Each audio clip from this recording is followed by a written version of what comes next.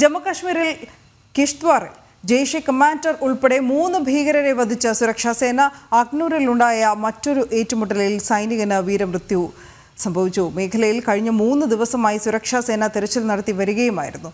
ഗൗതം അനന്തനാരായണൻ വിവരങ്ങളുമായി ചേരുന്നു. ഗൗതം, വിശദാംശങ്ങൾ.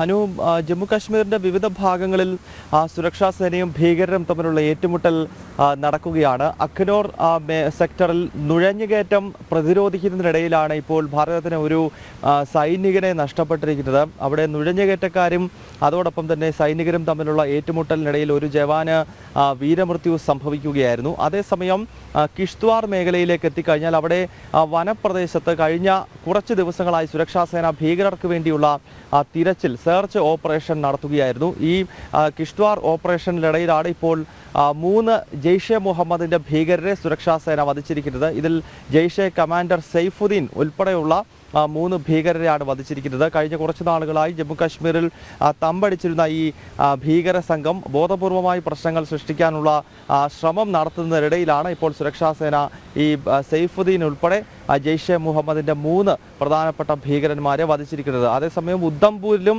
സുരക്ഷാ സേനയും ഭീകരരും തമ്മിലുള്ള ഏറ്റുമുട്ടൽ നടക്കുന്നതായി മനസ്സിലാക്കാൻ സാധിക്കുന്നു. കിഷ്ത്വാറിൽ സെർച്ച് ഓപ്പറേഷൻ ഇപ്പോഴും തുടരുകയാണ്. ഇതിനിടയിലാണ് ഈ അതിർത്തിയിൽ നുഴഞ്ഞുകയറ്റക്കാരും നുഴഞ്ഞുകയറിയ ഭീകരരും സുരക്ഷാ സേനയും തമ്മിലും ഏറ്റുമുട്ടൽ നടന്നത്. അനു.